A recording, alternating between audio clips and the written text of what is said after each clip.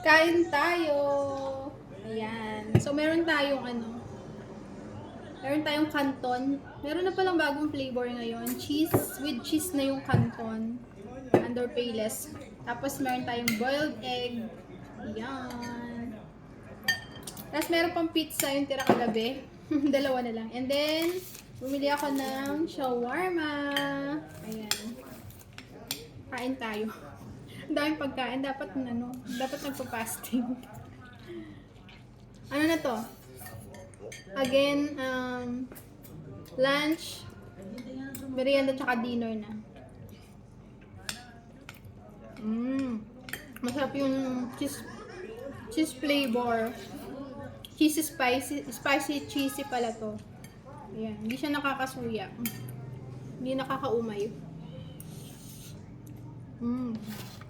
Yung oras na. Ayan nyo.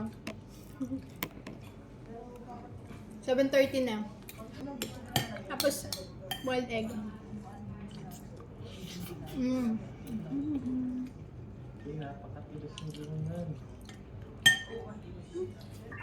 Yun eh.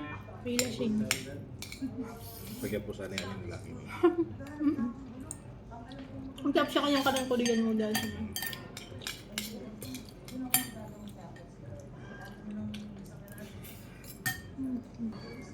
Masarap yung spicy cheesy ng Payless. Hindi siya nakakaumay.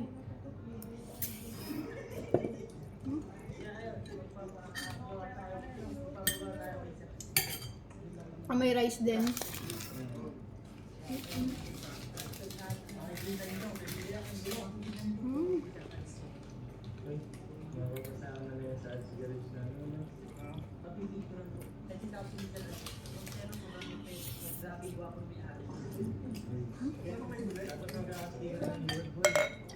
Siyempre mag-solo tayo. Para dumighal tayo.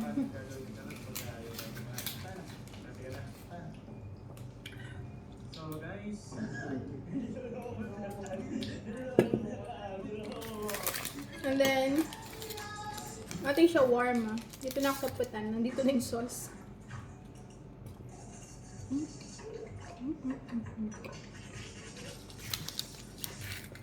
Masiksing karnino. Masiksing karnino.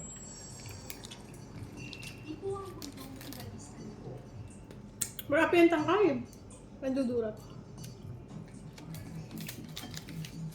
Mag-crave ko sana sa passport. Nakasabi ko siya. Nakaperfume ako. Hindi pa mong dinalang ka rin, nakabayang pila. Masalya pa rin tan eh.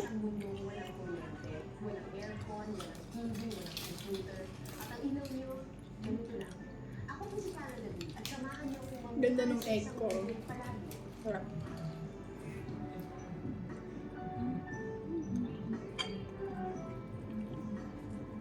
Sino makakalimutan ng maglakaw ng buong Luzon dahil sa ilang bigyang sumisig sa plano ng Nakibor, siya na oras na labanan sa kadiliman at katahimikan ng Luzon. Sa takot may nagkinalabangan ng kugita. Hindi lang tayo nangapa sa dilim, amin ko'y sinakal tayo ng dilim. Aaminin ko, nag-freak out din ako ng maglakaw ng buong Luzon. Isa ako sa 30 ng Pilipino na talaga namang hindi nakatulog ng gabi na talaga namang napermisyo. Hindi ko nga noon, imposible siguro mabuhay sa isang mundong wala ito. Isang sulat mula kay Rosalie ng Little Baguio, Mindoro Oriental. Isang sulat na tatawagin kong sulat mula sa piling. Ako po ay teacher sa Little Baguio Elementary School, 25 kilometro po ang layo dito sa bayan. Dito po ay walang kuryente at umaasa lang kami sa liwanag ng iisang kasera na aandap-andap. Magkara, ang pinipili ko po sana ay isang lamparang bigaas para sa mga bata. Bigyan niyo po sana ako. Ito ang Little Baguio. Sa sobrang layo nito, sabi nga ng ilan sa mga nakasalubong ko, piso na lang langit na.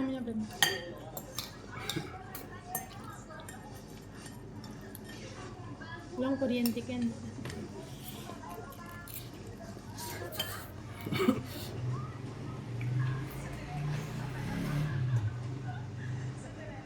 Walang kalsada paakyat ng Little Baguio kundi ito. Ang malawak at mapatagdan ng dalaw nito. Sa unang tingin, aming may disyerto ng bago. lakad paakyat sa nakalimutan sa iyo. Mas 8 na nakakarating ako sa Little Baguio. Sinalubong ako ni Teacher Rosalie mula sa dilim. Ang pula mo din na dali. Kamal na pa ng Tabasco, eh. Galing. 140 plus, 160 plus. Yung sinunod ka niyan, magbagay pang ginagol, 300 plus na eh. Ito ang pinakamaragol yung 600 plus.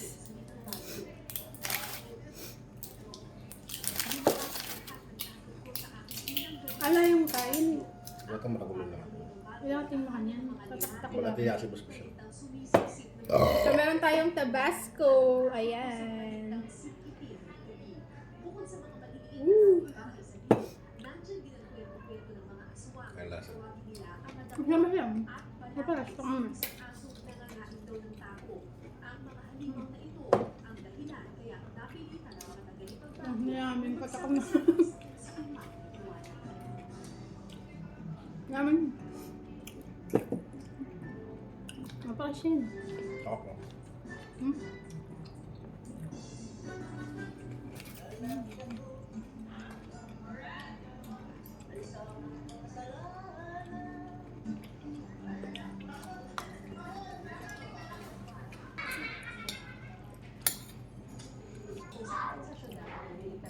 Tapos na. Tapos yung labi ko. Dito sa Little Baguio, itong muro na ito ang nagdidikta kung gaano kahaba ang kanilang gabi. Pag naubos na yung gaas sa muron, Ah, Chula Baguio? para matulog. Little bag na gusto.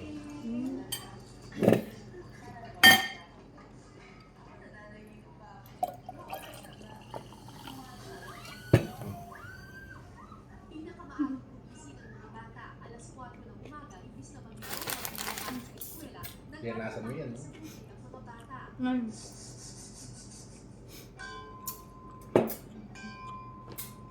Nararamdaman ng ilang bata sila kapag oras na ng isa. Ito ang kanilang paraiso. Paraiso kung saan libre silang maglaro, mag-aral, at mangarap. May pizza pa. Kaya naman walang Busog na ako. sa Little Baguio, kahit pa ang bahay nila ay 3 kilo ang layo. Sarap talaga niya ito. Ayan.